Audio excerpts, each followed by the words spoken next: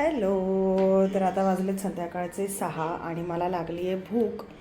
तर ही आहे मुगाची डाळ जी मी आज टिफिनला घेऊन गेले होते ब्रेकफास्टसाठी. पण मला काही ती खाता आली नाही, वेळ मिळाला नाही, कारण आमच्याकडे सध्या ॲन्युअल डेची प्रॅक्टिस खूप जोरात चालू आहे. त्यामुळे हवा तितका वेळ खायला मिळत नाही, लंच आणि ब्रेकफास्ट करायला. सो ती उरली आहे. आणि तर मी काय विचार केला की यामध्येच मी ह्या गोष्टी घालून खाते.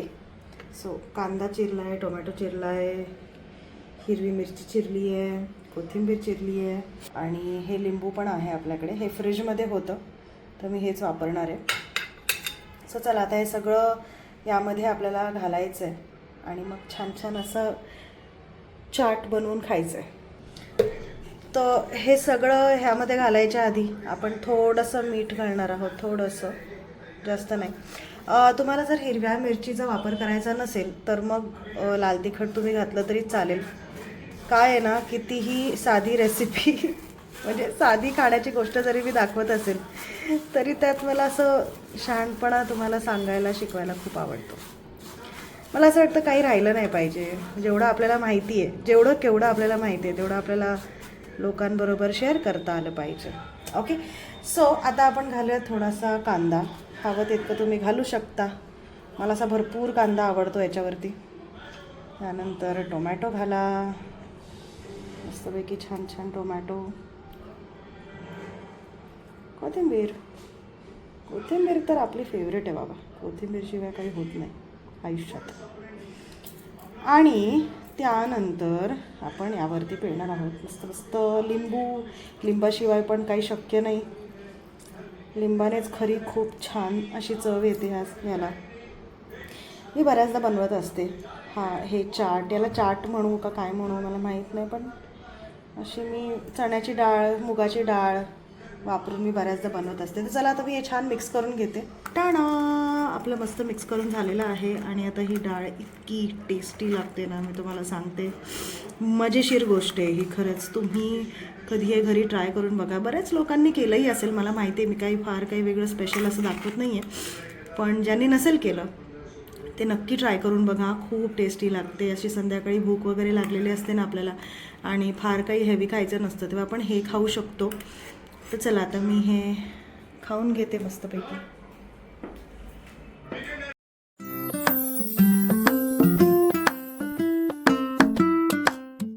नमस्कार सगळ्यांना, कसे आहात सगळे? स्टोरी टेलर श्रद्धा या माझ्या यूट्यूब चॅनलवर तुम्हा सगळ्यांचं खूप खूप स्वागत आहे. आता वाजलेत रात्रीचे 8 आणि या आहेत पुरणपोळ्या. या पुरणपोळ्या माझ्या सासूबाईंनी आणल्या होत्या आमच्यासाठी खायला आणि आज डिनरमध्ये मी याच पुरणपोळ्या गरम करणार आहे. मस्तपैकी तूप लावून खरपूस अशा पुरणपोळ्या मी तव्यावरती भाजून खाणार आहे. म्हणजे मी आणि आम्ही दोघे खाणार आहोत. तर अलीकडेच माझी सासू आणि माझी आई अशा दोघीजणी माझ्या घरी येऊन गेल्या होत्या आणि जेव्हाही त्या दोघी येतात तेव्हा बरंच काही खाण्यापिण्याचं सामान घेऊन येतात. तर त्यात मम्मीने म्हणजे माझ्या सासूने पुरणपोळ्या आणल्या होत्या आमच्यासाठी आणि माझ्या आईने या आळूवड्या आणल्या होत्या. सो आज एक पदार्थ माझ्या सासूचा आहे आणि एक पदार्थ माझ्या आईने दिलेला आहे. अशी गंमत आहे आज. म्हणून मी फार असा काही डिनरचा घाट घातला नाही. आई आणि मम्मी आमच्यासाठी इतके छान छान पदार्थ बनवून आणतात तर ते वाया का घालवायचे ना, ते आधी संपवणं गरजेचं आहे. आणि मला अमित पण तेच म्हणाला की जे आधी घरात आहे ते गरम कर, ते आपण खाऊयात, ताजं काही करू नकोस.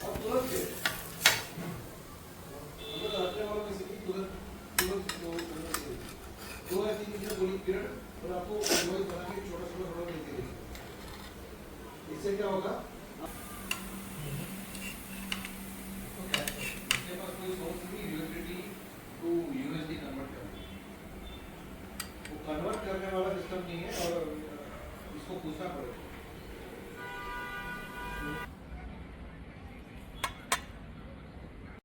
आणि अशा प्रकारे माझ्या सासूने दिलेल्या पुरणपोळ्या आणि आईने दिलेल्या आळूवड्या आम्ही मस्त एन्जॉय करत खाल्ल्यानंतर मी माझ्या शाळेचं काम करत बसले. मला थोडं शाळेचं काम होतं आज आणि ते संपेपर्यंत रात्रीचा 1:30 वाजला आणि मग त्यापुढे मला झोपायला रात्रीचे 2 वाजले. त्यामुळे मला ना रेकॉर्डिंग काहीच करता आलं नाही. आणि दुसऱ्या दिवशी सकाळी व्लॉगिंग करायचं म्हटलं तर वेळ मिळत नाही, कारण सकाळी शाळेत निघायची गडबड असते आणि त्यानंतर शाळेत पोहोचल्यानंतर शाळेची कामं सुरू होतात, तेव्हा तर अशक्यच असतं व्लॉगिंग करणं. सो दुपारी लंच करताना मी हा व्लॉग कंटिन्यू केला. तर लंचमध्ये मी काय खाल्लं मी तुम्हाला दाखवते. हे आहे रस्सम, राईस, चना कोलीवडा, चना चाट, व्हेज कोरमा आणि फुलका. हा होता माझा लंच. आणि आज ना माझे पाय प्रचंड दुखत होते, कारण मी काही दिवसांपासून लेग्सचं वर्कआउट करते आहे आणि त्यामुळे माझे पाय खूप दुखत होते. मला जिने पण उतरता येत नव्हतं. आणि ही आहे माझी कलीग सुहेरा. ती मला म्हणाली की ती तिच्या कारने मला माझ्या घरी ड्रॉप करेल. युजली मी ऑटोने किंवा शाळेच्या बसने जात असते, किंवा कधी कधी हिने गाडी आणली तर ही मला ड्रॉप करते. तर आज माझे पाय खूप दुखत होते, तर ती मला म्हणाली चल बाई मी तुला तुझ्या घरी सोडते. मग आम्ही मस्त तिच्या गाडीतनं गप्पा मारत मारत गेलो. गाड़ी से मेरे सामने झुक करके गई. इन लोग ने डाल दिए. अब उस चक्कर में जहाँ वेरिफिकेशन हो रहा था उन लोग ने देखा कि मैं ऑलरेडी एम्प्लॉयड हूँ कहीं पे, तो मैं डायरेक्टर हूँ या नहीं हूँ.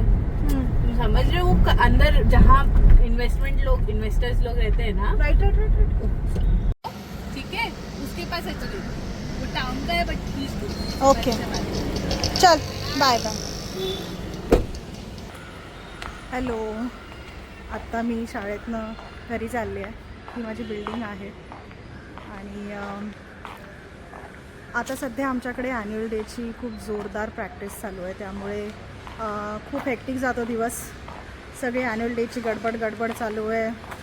मुलांचं स्क्रिप्ट, त्यांचे कॉस्ट्युम्स आणि डान्स प्रॅक्टिस, भरपूर गोष्टी चालू आहेत एकाच वेळेला. तर ही सगळी गडबड असते आणि हा पिरियडच तो आहे. सगळ्या स्कूल्समध्ये आता तेच चालू असणार आहे. सो माझ्या कलिगने आज मला सोडलं, मला ड्रॉप केलं. तिचं नाव आहे सुहेरा आणि कधी कधी ती मला ड्रॉप करते माझ्या घराजवळ स्कूलमधून येताना तिच्या कारने. तर असं असतं माझं रुटीन. आता तुम्हाला एकंदरीत लक्षात आलंच असेल की कशा टाईपचं माझं रुटीन असतं, काय करते मी दिवसभरामध्ये. आता घरी जाऊन, आणि आज मी स्कूलमध्येच लंच करून आली आहे, त्यामुळे आता घरी जाऊन मला जेवायचंही नाही आहे. सो आता घरी जाऊन मी थोडा वेळ आराम करेन, बसेन, टी व्ही बघेन, काहीतरी करेन आणि मग त्यानंतर मला स्कूलचं काम आहे. तर सिन्स आता मी तुम्हाला म्हटलं ॲन्युअल डेची जोरदार प्रॅक्टिस चालू आहे स्कूलमध्ये, तर आता इतर कामं, शाळेचीच इतर कामं आम्हाला करायला आता वेळ मिळत नाही स्कूलमध्ये. मध्ये कामं आम्हाला घरी घेऊन यावी लागतात. तुमच्यापैकी जर कोणी टीचर असेल तर मला प्लीज कॉमेंट करून सांगा की तुम्ही पण असं शाळेतलं काम घरी घेऊन येता का, की तुमची कामं तुम्ही शाळेतच संपवून येता आणि घरी कुठलंच बॅगेज तुम्ही घेऊन येत नाही शाळेचं. आमच्याकडे बऱ्याचदा ते करावं लागतं. सो चला आता मी घरी जाते. मला समजत नाही आहे कबूतर आज बाल्कनीमध्ये कसे काय आले, आणि आता त्यांना बाहेर पण जाता येत नाही आहे. किती स्मार्ट असतील ना हे. बघा त्यांचं स्ट्रगल बघा जरा बाहेर निघण्याचा. त्यांना माहिती आहे आता घरातली माणसं आलेली आहेत आणि आता आपल्याला बाहेरचा रस्ता बघायला पाहिजे. Look at there struggle man, seriously. त्यांना बाहेर पण काढावं असं वाटत नाही आहे मला. चोच मारून फाडून टाकतो.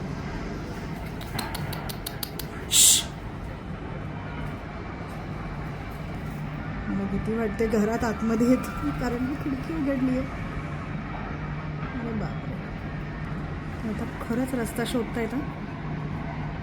कुठून जायचं अशी गंमत बघायला मजा वाटते. पाहिलंत ना तुम्ही कबुतरांची गंमत. मला खरंच आश्चर्य वाटते की हे दोघे आले कसे आतमध्ये, कारण नेट संपूर्ण सगळीकडनं अशी व्यवस्थित सिक्युअर्ड आहे, पॅक्ड आहे. त्यांना सोर्सच नाही आतमध्ये यायला. फार तर नेट अशी थोडीशी सरकून, ते पण एखादा माणूस हवा ते करायला. हे दोघे कसे आले मला खरंच समजत नाही आहे. आणि आता त्यांचा मजबूत स्ट्रगल चालू आहे बाहेर पडण्यासाठी, आणि त्यांना ते करता येत नाही आहे. मी आता अमितला कॉल करून ही गोष्ट सांगितली तो मला म्हणतो असू दे, राहू दे त्यांना थोडा वेळ तिकडे, करू दे त्यांना, काय स्ट्रगल करायचं आहे, नंतर मी आल्यावर बघतो. पण अमित पण काय करणार. एनिवेज असे पक्ष्यांच्या ॲक्टिव्हिटीज बघायला मजा येते. पण काय होतं ना, मला खूप असं वाटतं की पक्षी असावेत, आपल्या बॅल्कनीमध्ये पक्षी दिसावेत. पण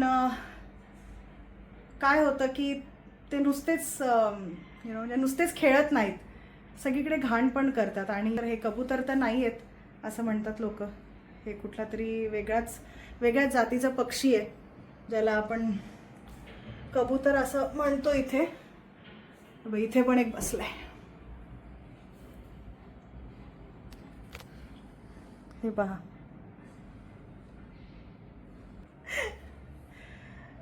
तर मला खूप असं वाटतं की आपल्या बॅल्कनीमध्ये मस्त पक्ष्यांचा आवाज येत राहावा. पण ते घाण पण तितकीच करतात ना, तर तो एक प्रॉब्लेम होतो. आणि पिंजऱ्यात पक्षी ठेवायला मला आवडत नाही. उगाच कशाला आपल्या एंटरटेनमेंटसाठी त्यांना पिंजऱ्यात बंद करून ठेवायचं. चला मी आता चेंज करते. अरे बापरे, साइड से करोगे तो ठीक रहेगा. वो देखो वो हुक है ना, हुक वहाँ पे कोने में राइट में. हाँ उधर से साइड में करके उनको एक जगह मिल जाएगी बाहर जाने के लिए. Yes yes yes yes.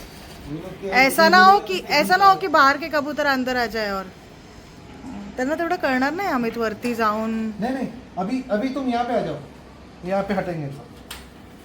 चलो चलो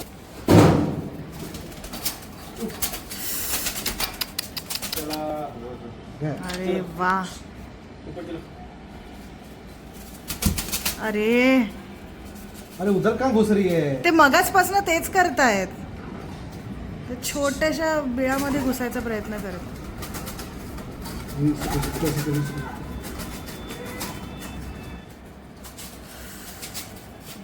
तिला जागा मिळत, तिला जागा मिळत नाहीये. नीचे से ले लो, हटाओ उसको. चलो चलो. वो ऐसे खोलो आप एक साइड से, फिर वो चला जाएगा. अरे बाप रे. अरे अरे अरे अरे.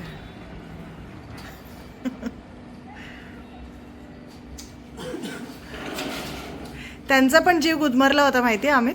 त्यांना पण असं पिंजऱ्यात बांधून ठेवल्यासारखं झालं होतं. आणि मी तिकडनं येताना मला डोक्यात दिसत होतं हे काम करा. त्यांना बाहेर पडायचं होतं. चला आजचा ब्लॉग मी इथेच थांबवते. हा ब्लॉग आवडला असेल तर लाईक करा, कॉमेंट करा, शेअर करा आणि चॅनलला सबस्क्राईब करा. आता आपण भेटूयात पुढच्या ब्लॉगमध्ये. तोपर्यंत काळजी घ्या.